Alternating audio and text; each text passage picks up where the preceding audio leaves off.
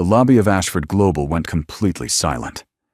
1 second earlier, Claire Whitmore had her arm raised, the most feared executive in the building, a woman who had made grown men resign with a single email. Her target was Emily Parker, a young janitor who had done nothing wrong. And no one moved. No one ever moved when Claire raised her voice. But the new security guard did. He caught her wrist mid-air, with one hand, calm, as if he had done it 100 times before, and said 4 words. "You don't have that right." Nobody knew who he really was. They were about to find out. Logan Hayes had been working the morning shift at Ashford Global for 11 days when everything changed. He arrived each day at 6:45, signed in at the security desk, pulled on his uniform, and took his position near the main entrance. He checked badges. He held doors. He nodded at the cleaning crew when they wheeled their carts through the lobby. Nobody paid much attention to him, which was exactly what he wanted. He was new, he was quiet, and he wore the same dark uniform as the 3 other guards on his shift. There was nothing about him that invited a second look. That was the point. Ashford Global occupied 32 floors of a glass tower in downtown Chicago. The company dealt in logistics and supply chain management, and it had grown over the past 14 years from a 2-person operation into one of the most recognized firms in the country. The man who built it had stepped back from daily operations 6 years ago, handing the reins to a board of directors and a layer of senior management he had personally selected. He had trusted them to protect what he built. He had been wrong to trust without verifying. Logan was the man who built it, and this was how he chose to find out what had gone wrong. He had not told his assistant. He had not told the board. He had constructed a clean employee identity under his own legal name, routed through a staffing vendor that Ashford Global used for contract security personnel. A layer of separation thin enough that no one in the building would think to question it, but solid enough that a routine background check would produce nothing unusual. He had shown up on a Monday morning with a laminated badge and a uniform that fit well enough. Nobody questioned him because nobody thought to. A security guard at a corporate lobby is furniture, useful and visible and easy to overlook. He had done this once before, years ago at a distribution center in Ohio. He had spent 3 days on a warehouse floor and come back with more information than 6 months of internal audits had produced. This time felt more urgent. Over the past year, employee turnover in the Chicago headquarters had climbed sharply. Exit interviews were vague and carefully worded, the kind of language people use when they want to say something but are afraid of what saying it might cost them. Productivity numbers were steady, which should have been reassuring, but Logan had learned to be suspicious of numbers that looked too clean, so he came to see for himself. The lobby of Ashford Global was large and well lit with polished floors and a reception desk, positioned so that visitors were visible the moment they stepped through the glass doors. In the mornings, it filled quickly executives in sharp suits, analysts with coffee cups, administrative staff moving in clusters toward the elevators. Logan watched all of it from his post near the east entrance. He watched who walked fast and who walked careful. He watched who made eye contact and who looked at the floor. After 11 days, he had a clear enough picture of the social geography of the building. He knew which floors had the most tension. He knew which managers made the room shift when they walked in. Claire Whitmore made the entire lobby shift. She was the head of operations, and she arrived every morning between 8 and 8:15, always dressed in something dark and precisely fitted, always moving with the kind of deliberate pace that made people step aside without being asked. Logan had watched her for 11 days. He had seen her speak to a department head in the elevator lobby in a tone so flat and cutting that the man had not said a single word in response. He had seen her send back a catered lunch order because one item was wrong and stand over the catering manager while he made calls to fix it. He had seen people reroute their morning path through the lobby just to avoid crossing her line of sight. She was not cruel in an obvious way. She was precise about it. She chose her moments carefully, and she always had a justification ready. Something that sounded like standards or accountability, but functioned more like control. The people around her had learned to be small and fast and apologetic. That was the environment she had built, and everyone inside it had adapted to survive. Logan watched all of this and said nothing. He was still gathering information. He was still trying to understand the full scope of what he was looking at. He told himself that one person, however difficult, was not the whole picture. He told himself he needed more time. Then came the morning of the 12th day. It was a Tuesday. The lobby was at its busiest somewhere around 8:20, with people moving in every direction. Emily Parker was working near the center of the space, mopping a section of the floor that had been marked off with a small yellow sign. She was 24 years old and had been with the cleaning staff for about 8 months. Logan had noticed her before she was efficient and unobtrusive, the kind of worker who finished a task and moved to the next one without needing to be told. She kept her head down and her work visible, and she never lingered in spaces where she might be in the way. Claire came through the main entrance at 8:17, holding a large coffee in one hand and her phone in the other, moving at her usual speed. The lobby was crowded, and someone shifted slightly in the flow of foot traffic, bumping into Claire from the side. The coffee tilted. The lid held for half a second, then gave, and a wide arc of dark liquid splashed across the polished floor and across the edge of Emily's cart. Claire looked at the spill. She looked at Emily. And then, with the kind of calm that is colder than shouting, she said that this was exactly what happened when the cleaning staff did not pay attention to where they positioned their equipment. Emily opened her mouth to explain that she had marked the area, that the sign was right there, that she had been well within the designated section. Claire did not let her finish. Her voice did not rise, but it carried the kind of voice trained to be heard across a room without effort, and she said that she did not want an explanation. She wanted the floor cleaned, and she wanted it done by someone who understood that their job was to prevent problems, not to create them and then argue about it. People nearby had stopped moving. Not all of them, but enough. Eyes moved toward the center of the lobby, and then quickly away, the practiced reflex of people who had learned that looking too long was a form of involvement. Emily's face had gone still, and careful, the expression of someone holding something tightly so it would not show. She bent down and began cleaning the spill without another word. That should have been the end of it. In this building, that was usually the end of it. But Claire was still standing there. She said in the same carrying voice that this was the 3rd time in 2 weeks that something in this building had reflected poorly on the facilities team, and that if the staff could not be trusted to do their jobs without supervision, then perhaps supervision was exactly what they needed, full-time and unpleasant. Emily's hand slowed. She looked up, not quite meeting Claire's eyes, and said quietly that she was sorry, but she had followed every protocol this morning, and she did not think it was fair till Claire's arm came up. It was fast, the kind of motion that happens before the brain has finished deciding. The hand was open. It was aimed at Emily's face. And every person in that lobby who was watching, and by then most of them were watching, understood exactly what was about to happen, and did not move a single inch to stop it. Logan moved. He crossed the distance in 4 steps, and he caught Claire's wrist with one hand, holding it still, not hard enough to hurt, but firm enough that it was not going anywhere. The motion was clean and without anger. He looked at Claire the way a person looks at something they are trying to assess accurately, and he said, "You don't have that right." The lobby went completely quiet. Claire's expression did not collapse immediately.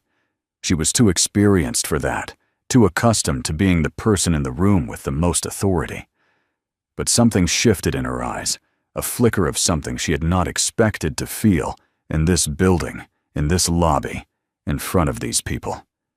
She looked at Logan's hand on her wrist, and then she looked at his face, and what she saw, there was not aggression, and it was not fear. It was simply a man who had decided that this was not going to happen.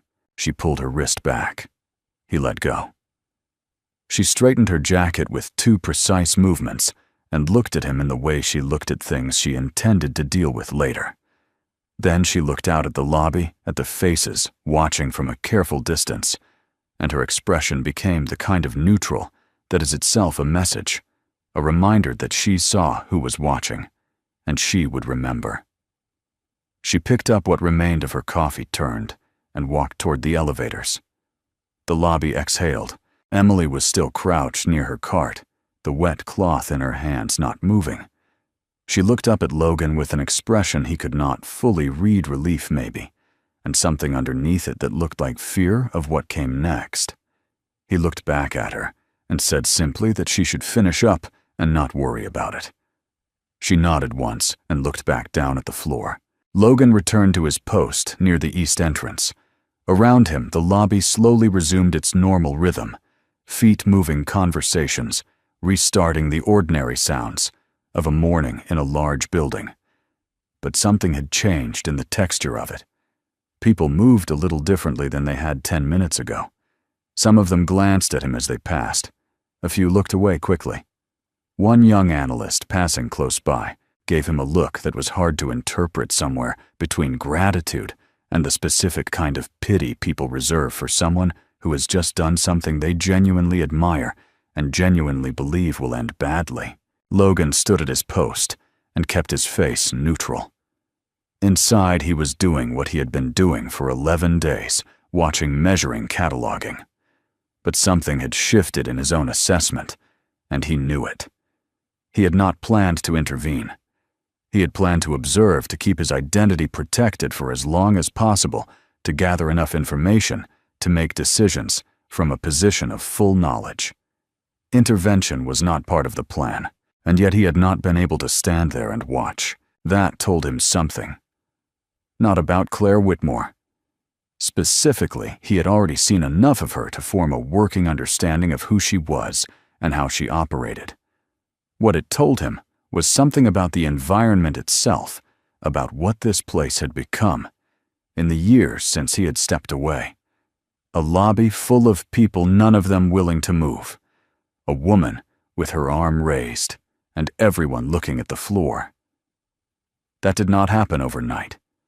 That was the result of a culture built over time in which the cost of doing the right thing had been made to feel higher than the cost of looking away. He had built this company. He had walked away and trusted it to people he believed were capable of protecting it. And while he was gone, something had rotted quietly at the center of it, and the people who worked here every day had learned to live around the rot, because no one had given them any reason to believe that speaking up would lead anywhere except down. Logan understood now that his timeline had changed. He had come here to observe. He had stayed 11 days without revealing himself, without intervening, without doing anything that might draw attention before he had a complete picture.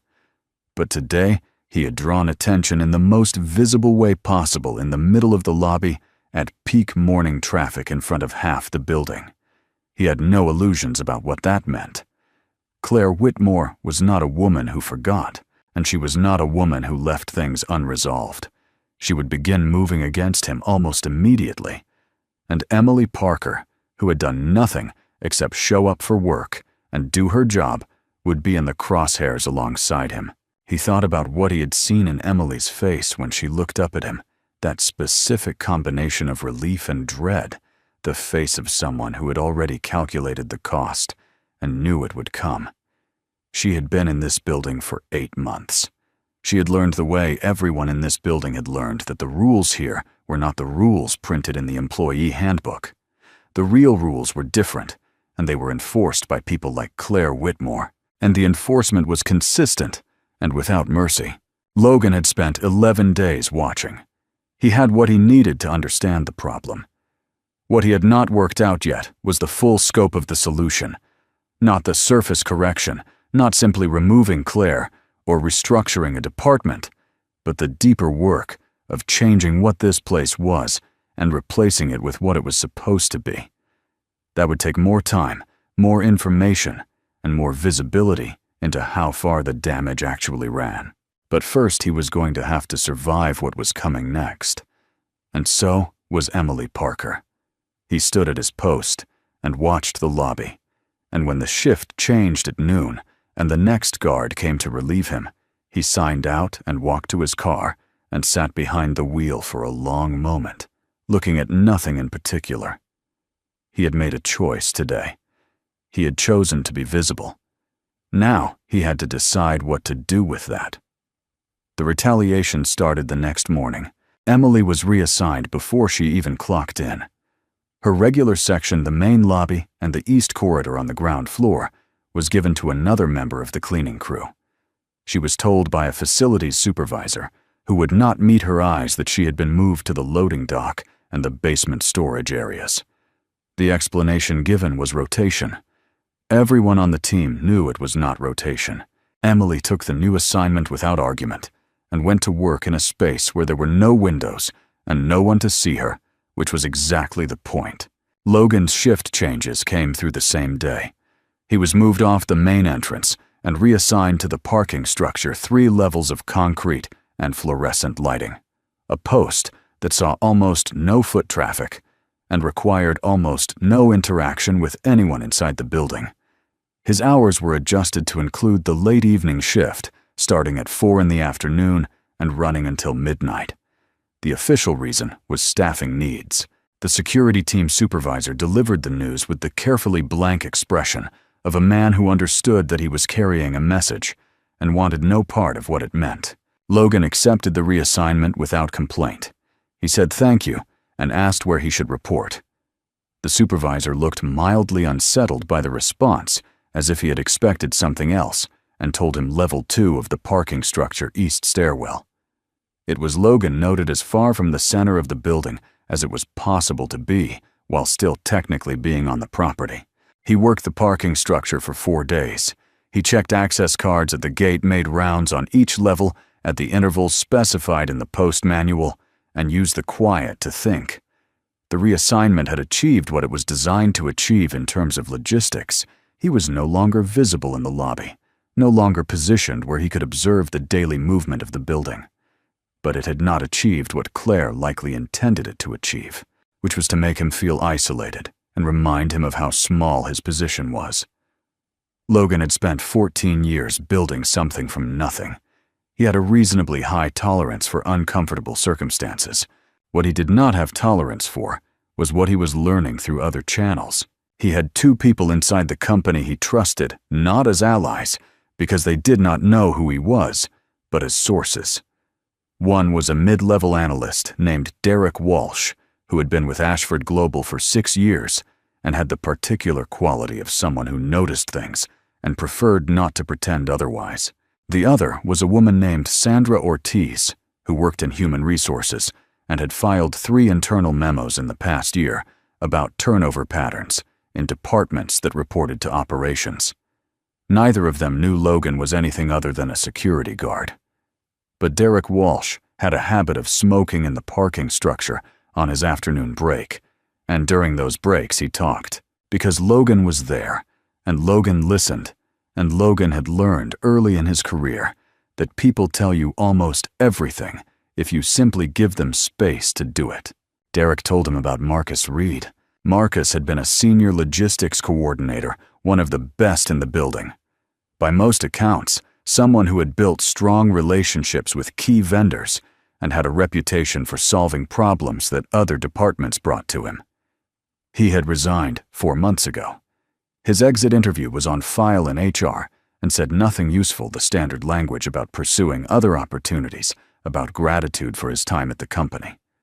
What Derek told Logan, in the parking structure on a Thursday afternoon, with a cigarette burning down between his fingers, was that Marcus had left because Claire Whitmore had taken credit for a supply chain solution he had developed over the course of nearly a year, presented it to the board as her own initiative, and then, when Marcus raised the issue quietly through an internal channel, had made his work life so systematically unpleasant that staying became genuinely untenable. Logan listened to all of it without showing what he was thinking. Derek finished his cigarette and said more quietly that Marcus was not the only one, that there had been others. that people in the operations division had learned to keep their ideas to themselves or share them only with people they absolutely trusted, because anything that made it to Claire's desk had a way of becoming Claire's idea.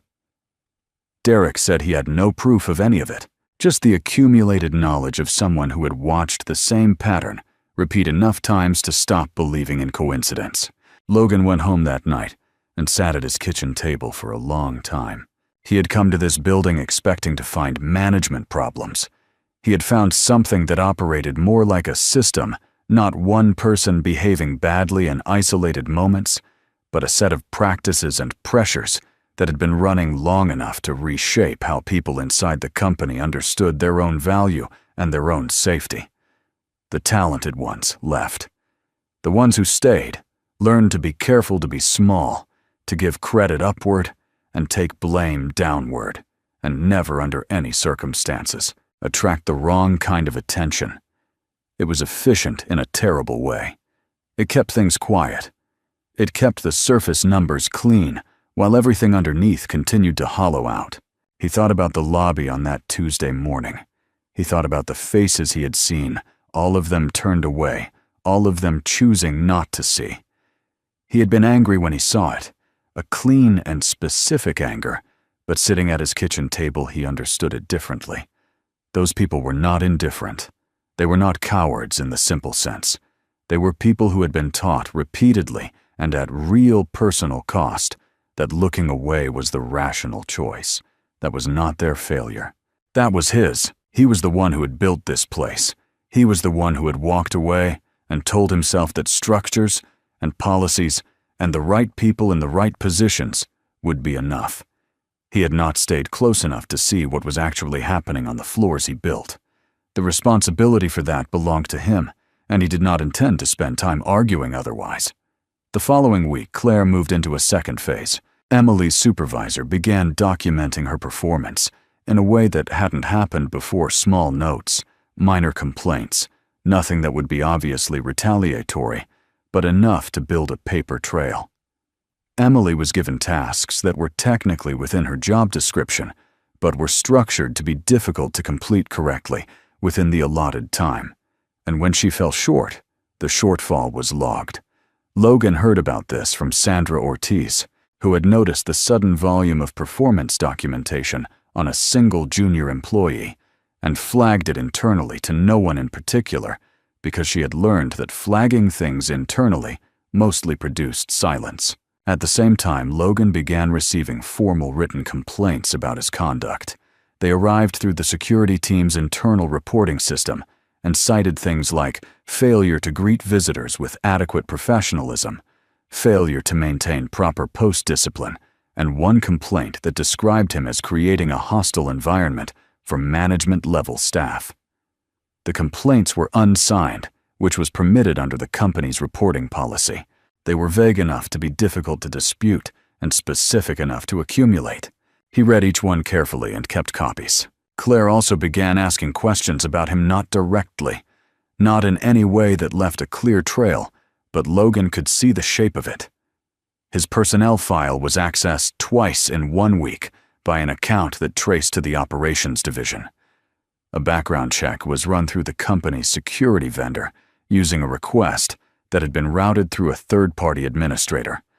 Whatever she found came back clean because the identity he had constructed was clean. But the fact that she was looking told him she had already decided he was something other than what he appeared to be. She was right. She just did not know yet what that something was. 3 weeks after the lobby incident, Claire called a departmental meeting that included the facilities team and the security division, an unusual pairing that raised eyebrows among the supervisors involved. The meeting was framed as a performance review and operational alignment session. What it actually was, as became clear within the first 15 minutes, was a public accounting of failures. She moved through a list of incidents, all of them attributed to individual members of the facilities and security teams, delivered in the same flat, precise tone Logan had heard in the lobby. The point was not information. The point was demonstration.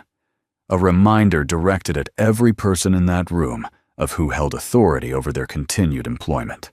Logan sat in the back row and watched the faces around him. He saw the same thing he had seen in the lobby on that Tuesday morning, people making themselves small. People agreeing with things they did not agree with because the alternative was worse.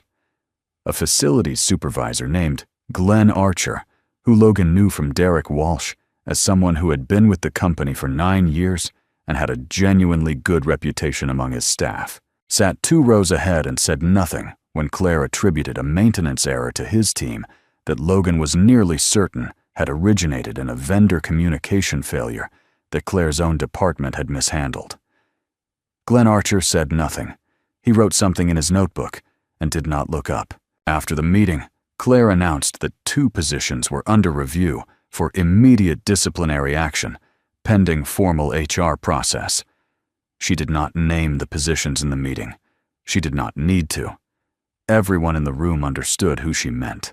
Emily heard about it before the end of the day. Logan heard about it an hour after Emily from Derek Walsh, who looked genuinely troubled and said he thought Logan should know what was coming. Logan thanked him and said he appreciated it, and Derek looked at him for a moment with an expression that had a question in it, a question about who Logan actually was, because by then, some of the people in the building had started to look at him differently, in the way people look at someone who does not behave the way their position suggests they should behave. And then Derek left without asking the question out loud. That evening, Logan made 2 calls from a phone that was not the one registered to his employee file. The first call was to his personal attorney. The second was to a man named Robert Hale, who was the chairman of the Ashford Global Board of Directors and the only board member Logan had remained in close contact with since stepping back from active leadership. Logan told Robert that he needed 48 hours before any formal board action was taken on anything originating from the operations division. Robert asked no questions, which was one of the reasons Logan had always trusted him, and said he understood. By the following week, Claire had constructed what she needed.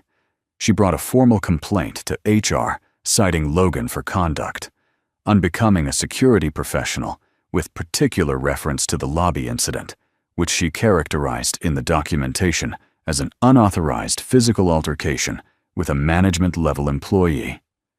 Attached to the complaint were the written reports that had been filed over the preceding weeks, the accessed personnel notes, and a statement from a witness whose name Logan did not recognize, and whom he was fairly certain did not exist in the form presented. Emily's case was filed simultaneously, alleged theft of company supplies, based on an inventory discrepancy in the basement storage area where Emily had been reassigned.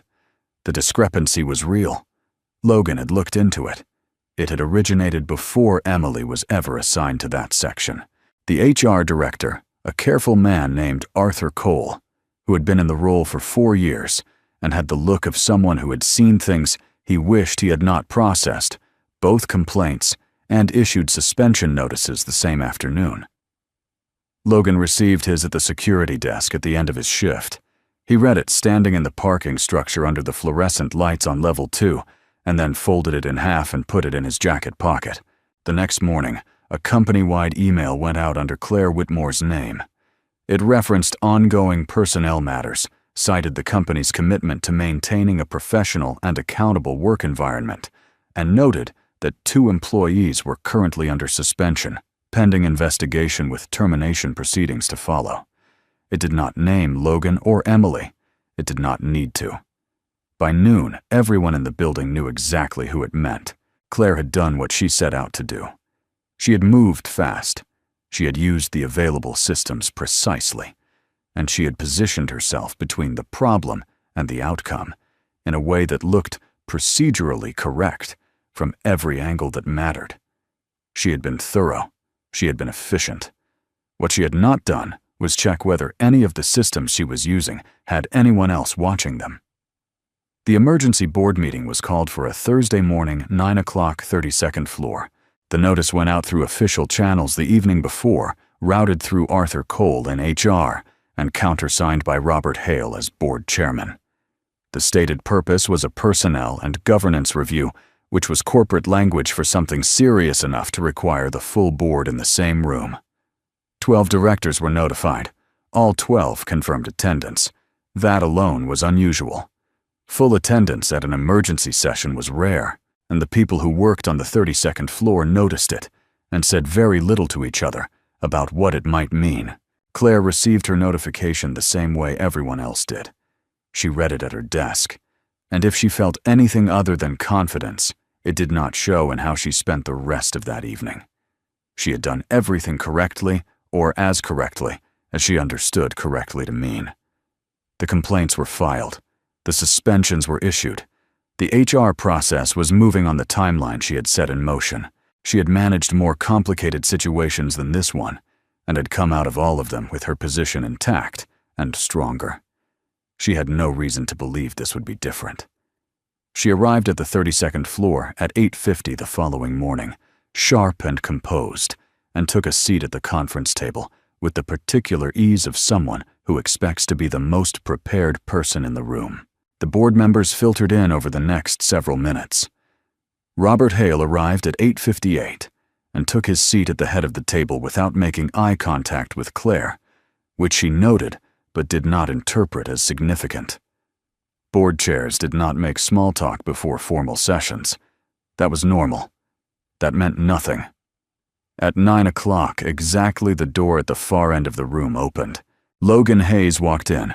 He was not wearing the dark uniform of the Ashford Global Security staff. He wore a charcoal suit, no tie, a white shirt with the collar open at the top. He carried nothing in his hands. He walked to the empty seat at the table, not one of the side chairs reserved for presenters or HR personnel, but a seat at the table itself positioned directly across from Robert Hale, and he sat down. Every board member in the room rose. Not as a choreographed gesture, not at anyone's signal, but in the way people rise when someone they recognize and defer to enters a space. It was automatic, the kind of response that had been built through years of knowing exactly who this man was and what his presence in a room meant. Claire did not rise. She did not know what was happening, but she understood in the first 2 seconds that the shape of the room had changed in a way she had not prepared for. She looked at Logan, at the man she had seen in the lobby, the man she had reassigned and reported and suspended and intended to terminate, and she waited for someone to explain. No one explained anything. Robert Hale simply said that the meeting was now in session and that Logan Hayes, founder and sole owner of Ashford Global, would be presenting the first item on the agenda. The words reached Claire in pieces. Founder, sole owner, Logan Hayes, the security guard, the man whose wrist she had pulled back from, the man she had sent written complaints about had suspended, had publicly flagged in a company-wide email as a personnel problem under investigation. She looked at him across the table, and Logan looked back at her with the same expression he had worn in the lobby on that Tuesday morning.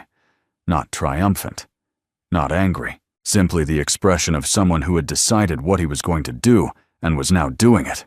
Logan opened the meeting by telling the board that he had spent the past 5 weeks working inside Ashford Global as a member of the security staff. He said this without preface or dramatic framing. He stated it as a fact, the way a person states the starting conditions of a problem before moving to the substance of it. He said he had come because the company's turnover data had indicated something was wrong at the structural level, and he had wanted to see it directly rather than through a filtered report. He said that what he had found was worse than what the data had suggested. Then he presented the evidence.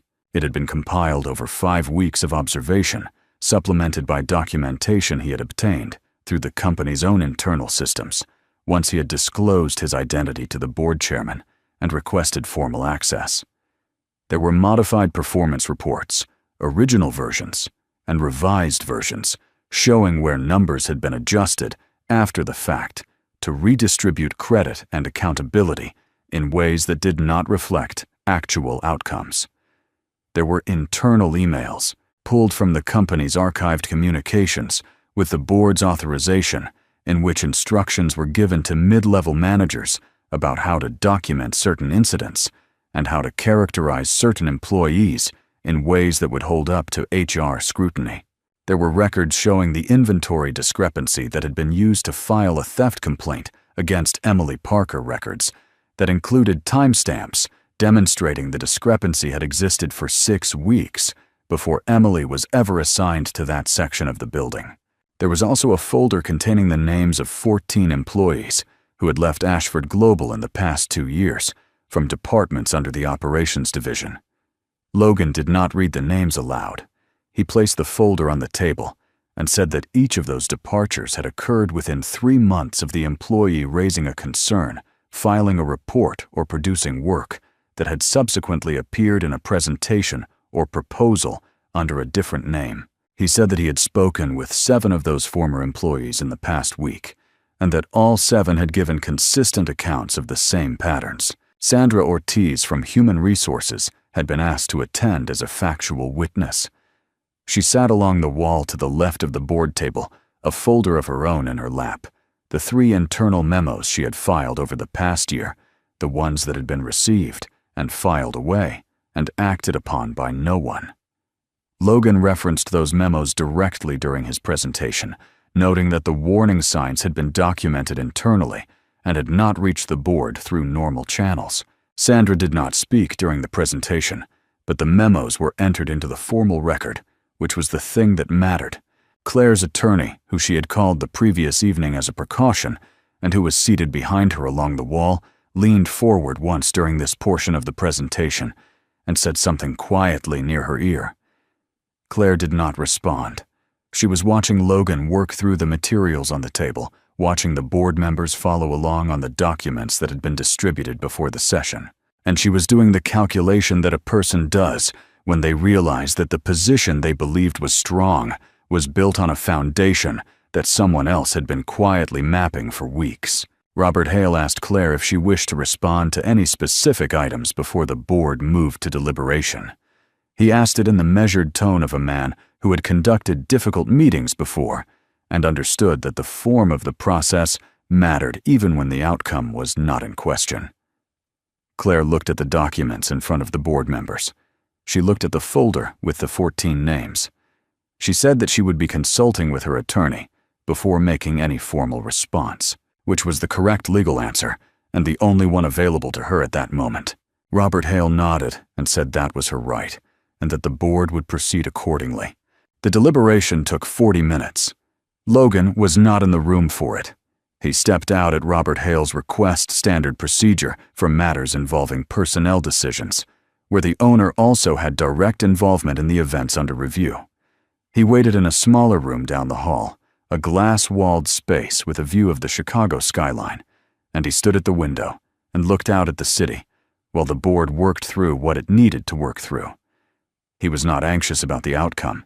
He was thinking about what came after it, the actual work of changing something that had been running in the wrong direction for years, the difference between removing a problem and building something better in its place.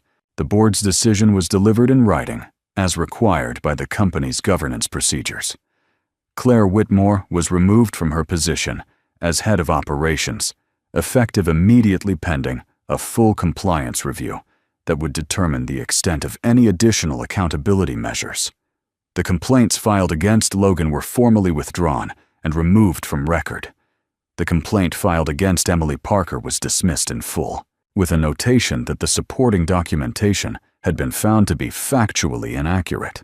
Arthur Cole from HR delivered Emily's notification personally.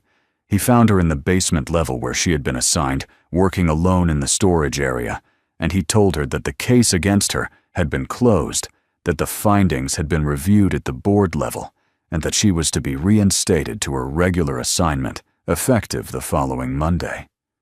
Emily listened to all of it without interrupting. When Arthur finished, she asked in a voice that was steady but careful whether she still had a job. Arthur told her yes without qualification. Emily looked at the floor for a moment, then looked back up and said, "Thank you," and went back to work. Logan heard about that exchange from Arthur Cole later the same afternoon. He did not comment on it, but he thought about it, about the specific quality of that question, whether she still had a job, The fact that her first response to being cleared of a false accusation was not relief or vindication, but a practical question about her immediate security. That was what a person sounded like after 8 months of learning that the ground they stood on could shift at any time. It was a data point, and it told him that fixing the formal processes was necessary, but not sufficient. The people who worked in this building had been shaped by the environment they had been living in. That did not reverse itself because a decision was handed down. The real work, as he had been telling himself since the night in the parking structure, was not the removal. It was the reconstruction. Over the following weeks, Logan moved through the building differently than he had before. He was known now there was no version of things in which he could return to invisibility, but he used the visibility deliberately rather than performing from behind a desk on the 32nd floor. He walked the floors. He sat in department meetings. He had conversations with the facilities staff and the analyst team and the logistics coordinators, not as an executive conducting a review, but as someone who was trying to understand what this place actually was day to day at the level where the work happened. He asked questions, and he listened to the answers, without redirecting them toward the conclusions he had already drawn.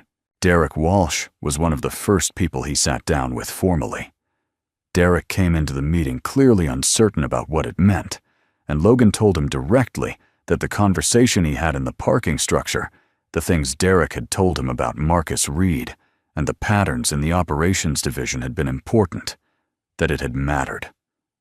Derek was quiet for a moment, and then said that he had not been sure when he was saying those things, whether they would go anywhere or whether he would end up regretting having said them. Logan told him that he understood that, and that he intended to build a company where that calculation did not feel necessary. Derek looked at him with an expression that was not quite belief yet, but was moving in that direction, and said he hoped that was true. The restructuring of the operations division took 3 months. A new head of operations was brought in from outside, a woman named Patricia Graves, who had a reputation for building functional teams in environments that had been through significant disruption. Logan spent 2 weeks with Patricia before her first official day, going through everything he had documented during his 5 weeks on the security staff. Not as a briefing, but as a shared review of problems that needed solutions neither of them had fully worked out yet. Patricia was direct and occasionally blunt in ways that Logan respected, and she asked hard questions about the board's appetite for the kind of changes she believed were necessary. Logan told her that the board would follow his lead on this, and that his lead was to do it right, which she said was the answer she had needed to hear before accepting the position. Sandra Ortiz remained in her role in human resources. In the months following the board meeting, the internal reporting channels that had previously produced silence began to produce responses. Memos were acknowledged. Concerns were followed up on. Sandra noticed the change in the way a person notices something they had stopped expecting carefully, and without quite trusting it at first. By the end of the restructuring period, she had been part of 3 separate process reviews that had resulted in actual policy changes. She did not send Logan a note about it. She did not need to. The work spoke for itself, which was how it was supposed to be. Emily Parker was promoted 4 months after the board meeting. The promotion came through Patricia Graves based on a performance review that Patricia had conducted herself, and it moved Emily from the facilities cleaning staff to a junior coordinator role in building services management, a position that came with a different title, a significant pay increase, and work that used the organizational abilities Emily had been applying in a basement storage room to no visible effect for the better part of a year. Emily was given the news on a Friday afternoon and asked for the weekend to think about it, which Patricia granted without comment. Emily called back on the Monday morning and said yes. Logan was in a meeting when he heard. Someone mentioned it in passing a detail at the end of a longer update, and he nodded and moved on to the next item. But after the meeting ended and the room cleared, he stayed in his chair for a few minutes and thought about a Tuesday morning in a lobby, and a young woman crouched near a cart with a wet cloth in her hands, and the specific look on her face when she realized that someone had moved when everyone else had chosen not to. He thought about how the lobby looked in the mornings, now different in small ways, not dramatically transformed. Not the subject of some internal campaign about company values, just different in the ordinary texture of how people moved and spoke and occupied the same space. People made eye contact in the elevators. The cleaning crew worked during peak hours without moving, as if they were trying not to be seen. Glenn Archer, the facilities supervisor who had sat in that meeting and written in his notebook without looking up, had sent Logan a short email 3 weeks after the board meeting that said only that he wanted Logan to know he thought things were headed in the right direction. Logan had replied with 2 sentences and kept the email. He was back in the lobby on a Wednesday morning, 6 months after the day he had first walked in with a laminated badge and a uniform. He was not there for any particular reason, no scheduled meeting, no planned walkthrough. He had come in early and taken a different route through the building than usual, and it had brought him through the main entrance at the start of the morning rush. He stood near the east wall for a few minutes and watched the lobby fill. People moved the way people move when they are not afraid of the space they are moving through. Someone laughed near the reception desk, a real laugh, short and unself-conscious. 2 members of the facilities crew were talking near the elevator bank about something that had nothing to do with work, the easy conversation of people who are comfortable where they are. A group of analysts came through the main doors together, and one of them held the door for the person behind her without thinking about it, the automatic courtesy of someone whose first instinct in this building was not self-protection. Logan watched all of it and said nothing. After a few minutes, he straightened his jacket and walked toward the elevators. The morning was beginning. There was work to do. The ordinary work of running a company and getting things right, the kind of work that did not have a single day where it was finished. He understood that clearly and had no objection to it. He pressed the button for the 32nd floor and waited, and when the doors opened, he stepped inside, and the lobby continued behind him, the way a lobby does, full of ordinary people, moving without fear, doing their work.